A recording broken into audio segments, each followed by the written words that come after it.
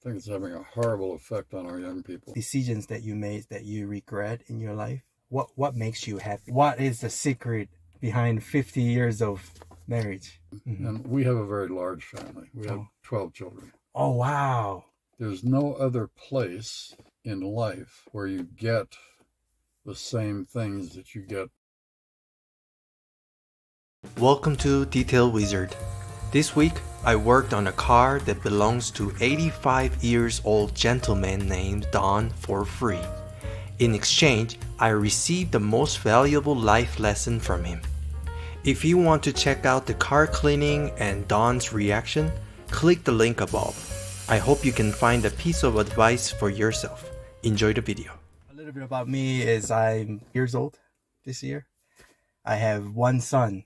I started this content, so I used to work for a company called Goldman Sachs, the finance company, and then I just feel like I was lost at the time. I try to work for a big company to make my parents proud, but I found that is not what I really pursuing in my life.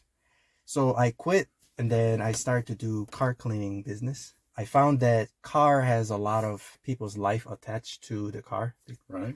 So when I decided to make some type of content to help people who are struggling in life, clean car for free, or people who have more experience, I clean their cars, and then as an exchange, I hear life advice, and then some type of piece of advice in life. So yeah, it's very unique. Yeah, thank you, appreciate you.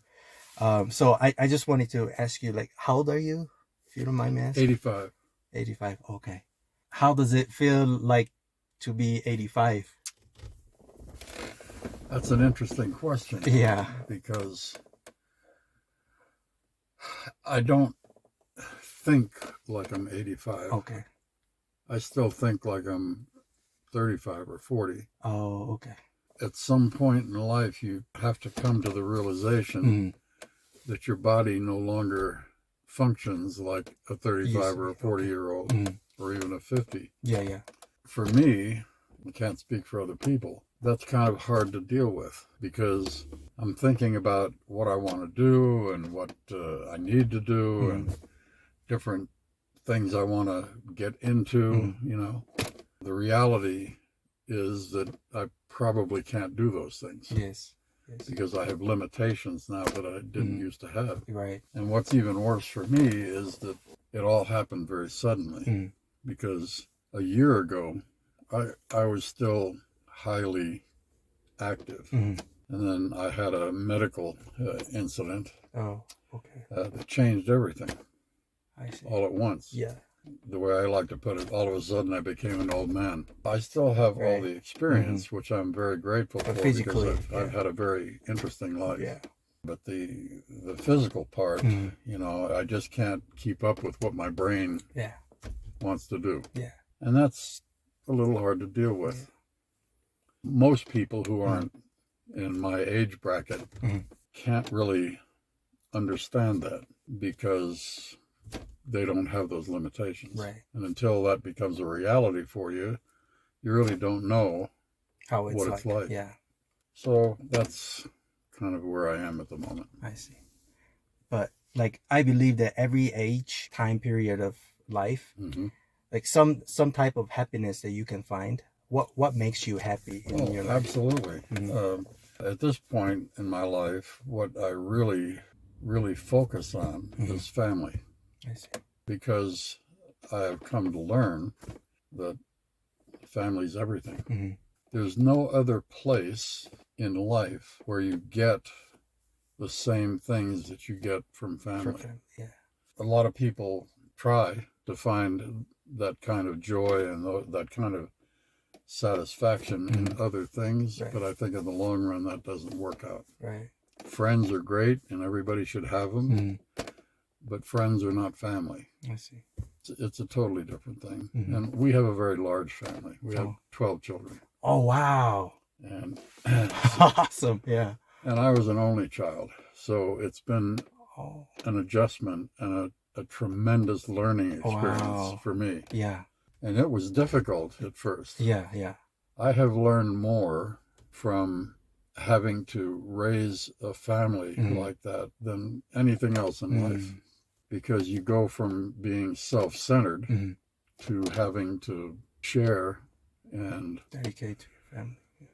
right, dedicate your life to things other than satisfying yourself. Right. You know, and that's a big deal. Yes. You gotta be selfless. That's right, and that's a good thing. So I've learned a lot. I think the one thing that I'm discovering now that I'm an old man is that I have some wisdom.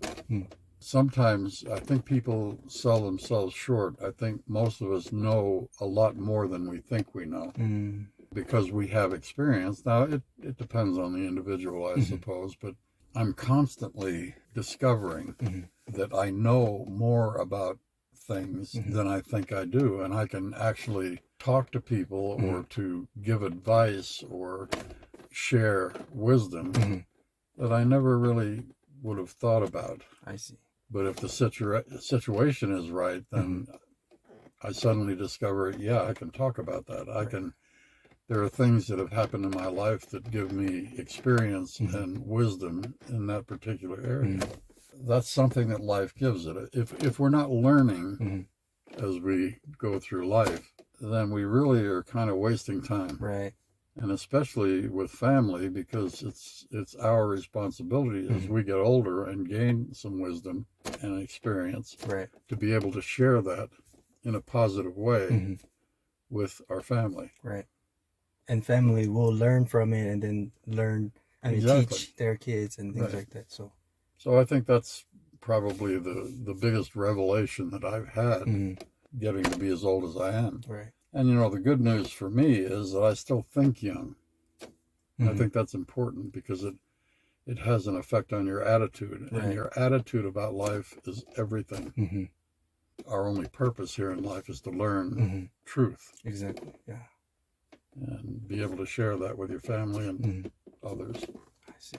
You said that you have 12 children. And then I'm just very curious, like, what was your profession to support your family? Yeah. Well, I've been in the insurance business for 50 years. Oh, wow.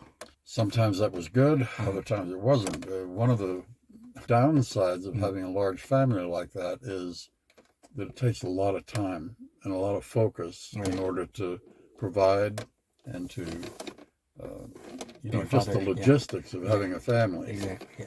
You know, or you're learning about that now. Yes. So, and it gets better, you know. At this point in time, you know, I've done pretty well. I'm not a wealthy person by any stretch of the imagination, but we have what we need. We can do, you know, things that we want within reason. And that's fine. I mean, you don't have to be wealthy to be rich. Right. Yes, exactly. Your attitude and mindset, what makes you feel wealthy and rich. So, yeah. And so I've got a very positive attitude about everything. Yeah. And so even with the health issues that I've had, I've never had health issues in my life. Oh, okay. You know, for the first 75 years of my life, I rarely ever saw the inside of a doctor's office. Oh, wow. And then all of a sudden, you know, the body is like a car. It just starts wearing out. Yeah. So I've had knees replaced, a hip replaced. I've had heart surgery and, you know, so things start breaking down. Right. And that's okay, because we have the miracle of modern medicine. Yeah. And it's been a miracle. As long as you have a positive attitude about it, you can get through pretty much anything. Right. Do you have any time or decisions that you made that you regret in your life? Oh, of course. Yeah. Okay. Yeah, we can't get through life without making some bad choices. The most important thing is that if you make bad decisions, which we all will, that you learn from it. You try not to make the same mistakes again. You're making progress, and that's how you get experience and wisdom, and you know, all the positive things come from failures at some point. If you have any advice to younger generation, what would that be?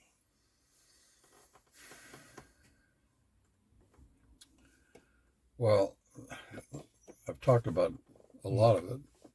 attitude is so important. Mm-hmm. Have a positive attitude about everything. Right. I mean, even if things are miserable, you'll get through it, Mm-hmm. and you'll learn from it. The challenges that you go through, that's part of life. And how you get through those challenges is important. Mm-hmm. A lot of it has to do with your attitude. Yeah. So having a good attitude, a positive attitude about things and about yourself, when you make mistakes, don't beat yourself up, so to speak, but just learn from it and move on. Mm-hmm. Life throws a lot of stuff at us that we don't expect and don't particularly want, but in the end, all those experiences make us better. So advice, have a good attitude, work hard. The satisfaction that you get from work should be the work itself.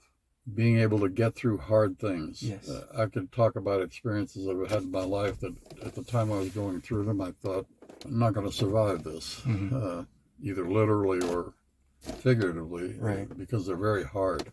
But I treasure those experiences because you learn so much from them. Don't be afraid to take things on and to do things that you're not particularly sure of or familiar with or whatever, because you're going to learn something. And work hard, push through things, even though it seems like you can't do it or you can't make it or you're not going to be able to succeed at it. You push through and you do it. And if you don't make it, okay, that's just part of the learning experience. Right. But when you learn how to do that, you succeed a lot more than you fail.